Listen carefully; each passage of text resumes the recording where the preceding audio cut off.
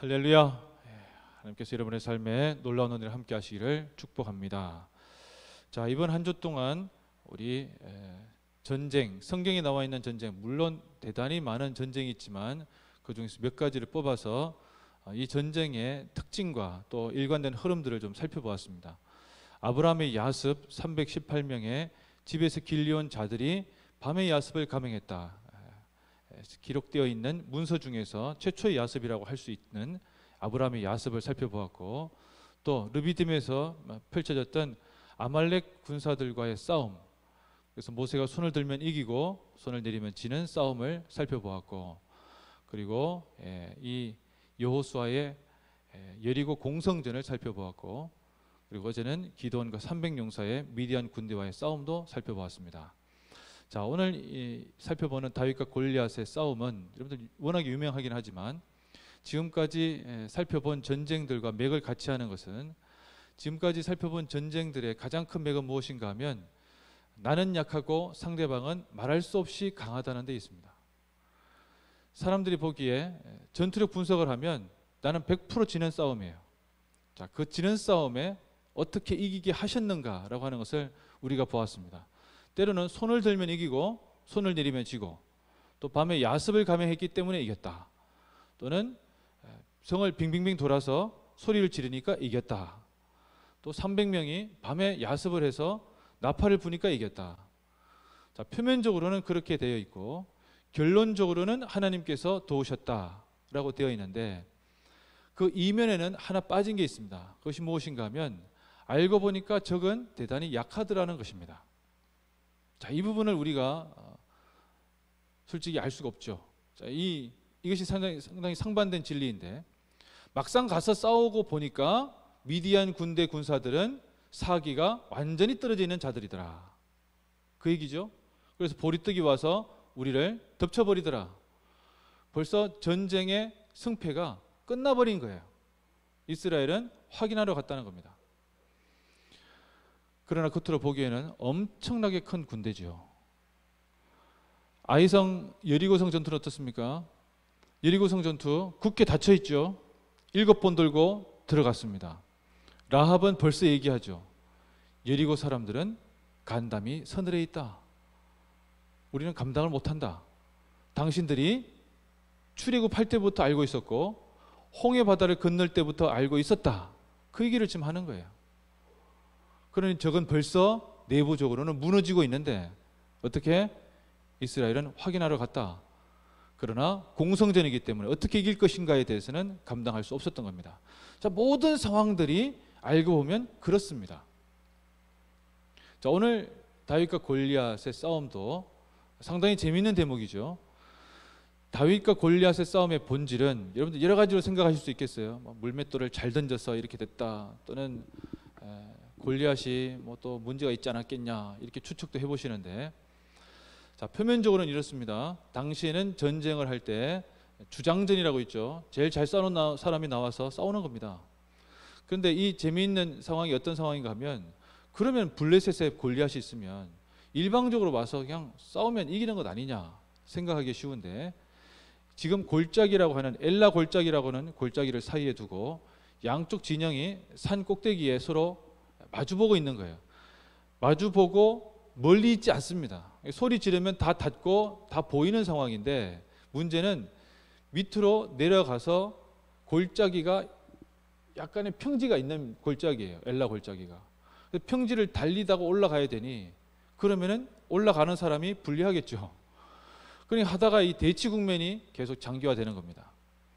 자, 싸움 도두는 사람이라고 하는 이 가드 사람 골리앗이 나와서 계속 약 올리고, 약 올리는 것의 본질은 뭔가 하면 이스라엘 사람들이 가장 싫어하는 것을 잘 아는 이 사람이 계속 얘기를 하죠. 어떤 얘기입니까? 하나님의 이름을 욕합니다. 자, 하나님의 이름을 욕하는데, 안타깝게도 하나님의 이름이 더럽혀지고 있는데, 더럽혀지고 있는 하나님의 이름에 대해서 분기탱천해서 도대체 네가 뭐길래 하나님의 이름을 네가 더럽히느냐, 내가 만군의 여호와 이름으로 너를 죽이겠다라고 이야기한 자가 없었다는 거예요. 언제까지? 다윗이 아버지의 명령을 받고 형들이 잘 싸우고 있는지 좀 보고 와라. 그 이야기를 듣고 적진에 들어가기 전에, 이스라엘 군대들과 만나기 전에 그렇게 얘기한 사람이 없었다는 겁니다. 자, 여기에 가장 핵심적인 사안이 있습니다. 다윗이 물맷돌을 잘 던졌기 때문이다. 그럼 이제 질문해 볼 수 있겠죠. 그럼 이스라엘에서 다윗만 제일 잘 던졌느냐? 그럼 당시에 이스라엘에는 다른 군대도 마찬가지지만 전문적인 물맷군이 있었어요. 그리고 특히나 놀라운 것은 이스라엘 군대에 아마도 전문적인 물맷군을 둔 중대급 규모는 있었을 것이다. 이렇게 추측을 합니다. 자, 도대체 그 추측이 어디서 나왔느냐? 이런 한번 찾아보시면 좋겠어요. 사사기 20장 16절. 이걸 한번 찾아보십시오.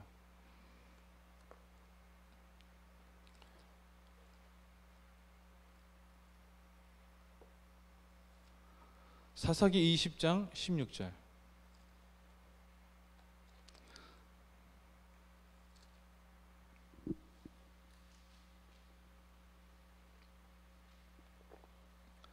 자, 396면이죠.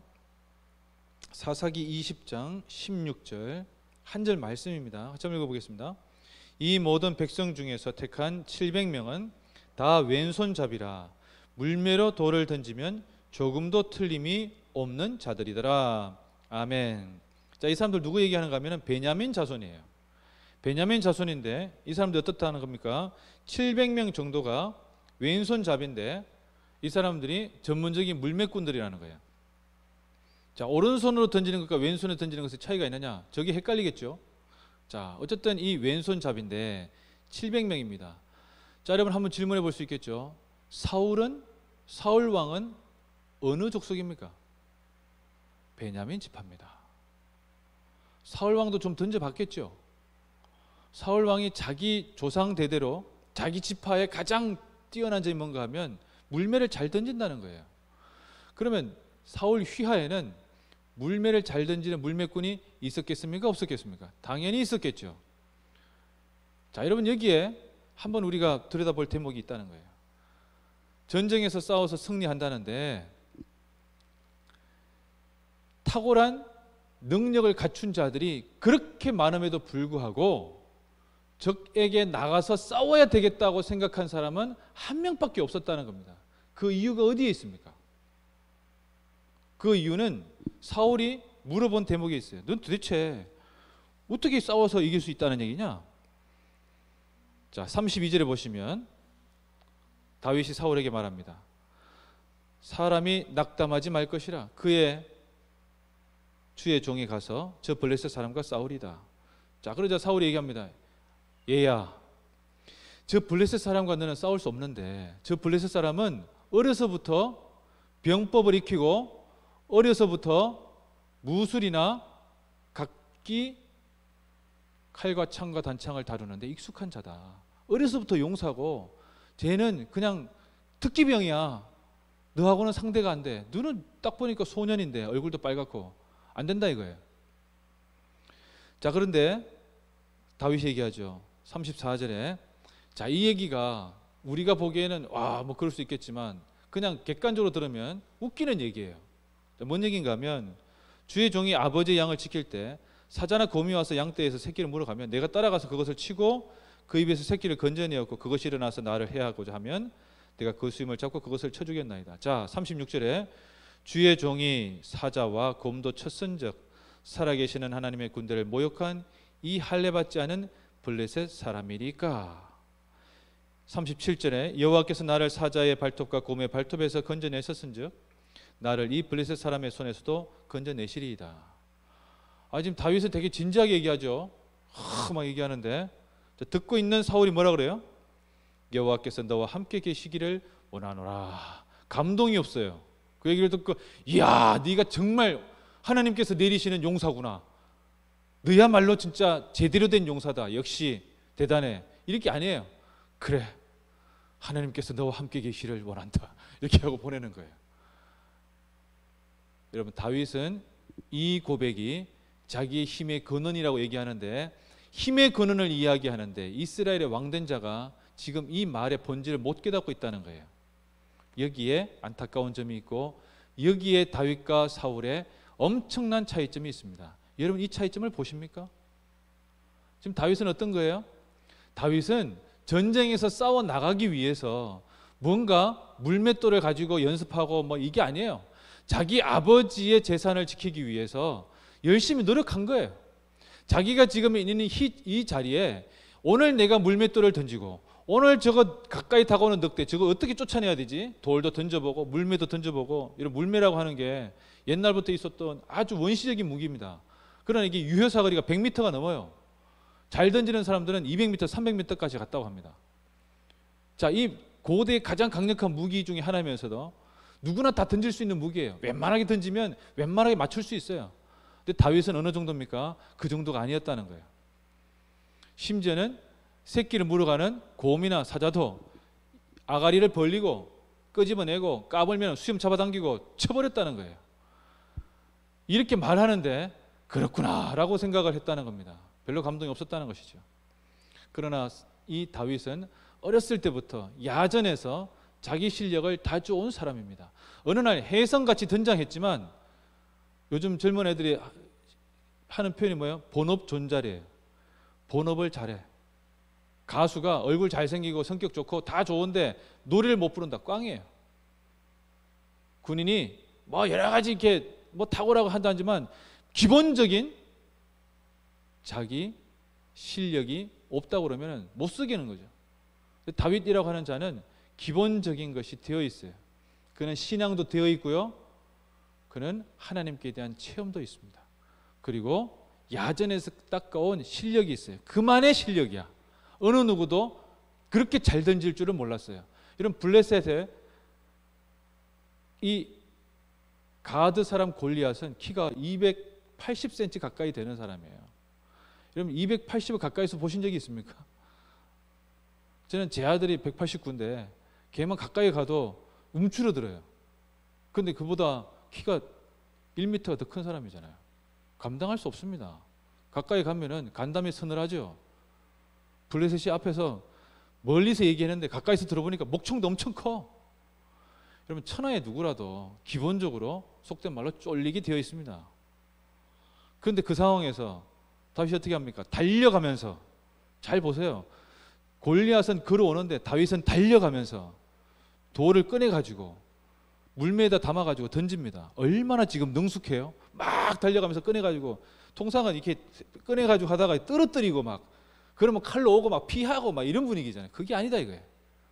다윗이 어떤 겁니까? 아주 능숙하게 늘 하던 대로, 평소에 하던 대로 사자가 곰이 달려가면 나도 달려가야 되니까 뛰면서 챙겨가지고 던지면서 맞춰가지고 그 던져서 맞추는데 정확하게 이마에 맞췄다는 거예요.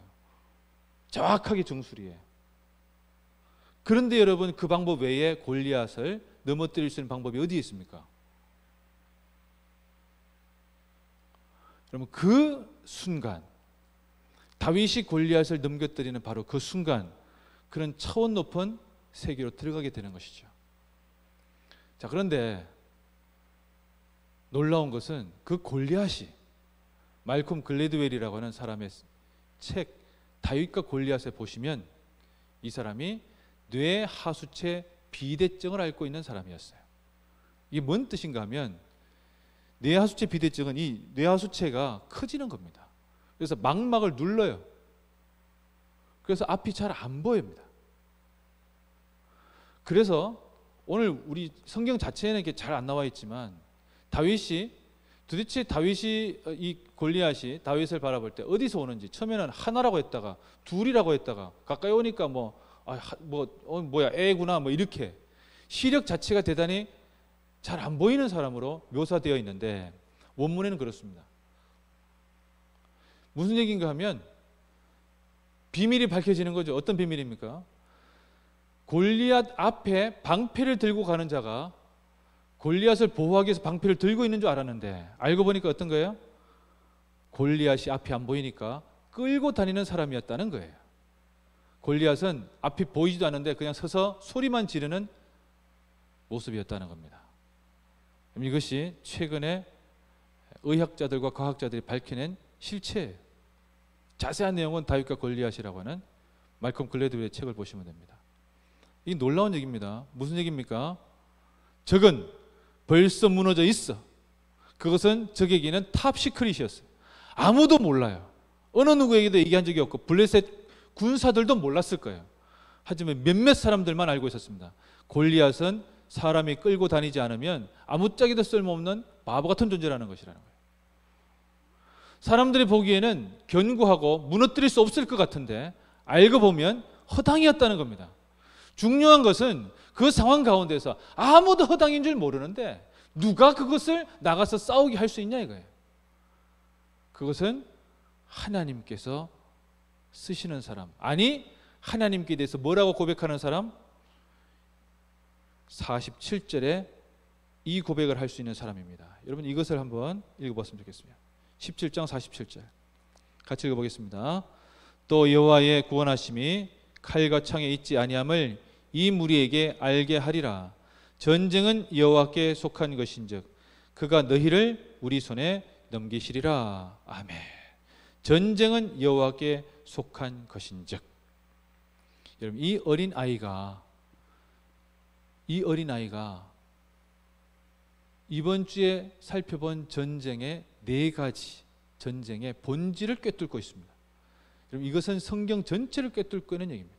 전쟁은 여호와께 속한 것인즉 하나님께서 이기게 하실 것이고 너는 오늘 죽는 날이다 선포하며 나가는 것이죠. 여러분 이 기세를 보십니까? 이 기세가 적으로 하여금 적도 그런가 하지만 결국에는 감당하지 못하는 기세로 나가는 것이죠. 가장 핵심적인 것은 기세가 있느냐라는 거예요. 기세가 살아 있느냐라는 것이죠. 그 기세는 전쟁은 여호와께 속한 것인즉 이라고 하는 고백입니다. 여러분 이 고백을 여러분의 삶을 살아오시면서 여러분의 야전의 삶에서 여러분이 어렸을 때부터 이 고백이 여러분에게 있습니까? 사자도 곰도 싸워왔던 어느 누구에게도 이야기하지 않았던 누가 보면 아스팔트 걷는 것 같고 누가 보면 평안한 길을 걸어왔던 것 같지만 돌아보면 감당할 수 없는 적들과 싸워서 하나하나 해쳐가며 분연코 일어나서 하나님의 이름을 드높이고 군성교 하기 위해서 욕을 하든 말든 누가 뭐라고 하든 민간교회 안 나가고 군인교회 때로는 더럽고 때로는 치사하고 때로는 계급으로 누르고 이해하지도 못하고 별놈의 소리를 다 들어도 내가 여기서 군성교하고 내가 통일세대를 준비하겠다 이것에서 버텼던 이들이 여기 있지 않습니까? 여러분 그 사람들에 의해서 군교회가 지켜나가고 군성교가 이루어져 나가고 여러분 이 군이 지켜져 온 것입니다. 그 사람이 어떤 사람이든 그 기도가 군을 우리 군대를 우리 군교회를 변화시키고 바뀌어왔고 아니 지켜왔던 것입니다.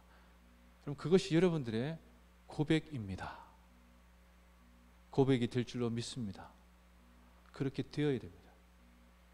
여러분 어떻게 전쟁이 칼과 창에 있습니까? 싸우는 사람에 있죠. 그 싸우는 사람은 누구입니까? 그 싸우는 사람은 전쟁은 여호와께 속한 것인즉 이라고 고백하는 이들입니다. 사랑하는 성도 여러분, 오늘 우리가 함께 기도할 때 이번 주 계속 기도하는 것의 본질은 전쟁은 여호와께 속한 것인즉이라는 거예요. 중요한 것은 내가 그것을 내 입으로 고백하고 있느냐라는 것이죠. 중요한 것은 내가 그것을 야전에서 내 삶 속에서 고백해 왔느냐라는 것이에요. 내가 신앙 가운데에서 말씀을 찾아가며 하나님께서 나에게 주신 은혜가 무엇인지 내가 이 문제를 두고 하나님 앞에 기도하는데 하나님께서 이런 응답을 주셨다라고 하는 하나님께로부터 받은 그 간증과 체험이 있냐는 거예요. 그 체험도 없는데 시간이 지나가지고 지위는 높아가고 계급은 높아가는데 감당할 수 없는 그런 상황 가운데 빠지기를 원하십니까? 그렇지 않습니다. 새벽을 깨우라고 했을 때 깨우지 못한 이들은 깨워본 적이 없기 때문에 깨울 수가 없는 거예요. 새벽 기도에 대한 열망이 없는 것은 열망 있는 삶을 살아오지 않았기 때문이죠. 그렇게 인생의 마지막까지 달려가서 나중에 도대체 뭐가 남는다는 겁니까? 누구를 위해서 이 새벽을 깨우는 것입니까? 그 누구도 아니에요. 결국엔 나 자신입니다. 나 자신부터 시작해서 하나님께서 기뻐하시는 삶을 살아가는 것입니다. 오늘 이 아침 우리 같이 기도할 때 전쟁은 여호와께 속한 것인즉 전쟁은 여호와께 속한 것인즉 내가 하나님 앞에 정말 간절히 간구하며 하나님 저에게 이 다윗과 같은 고백이 있게 하여 주시옵소서. 하나님 저에게 다윗과 같이 이렇게 힘있게 위기 상황 가운데에서 담대하게 걱정하지 마라. 하나님께서 이기게 하신다. 걱정하지 마라. 우리가 훨씬 더 강하다. 이렇게 고백할 수 있는 우리가 되었으면 좋겠습니다.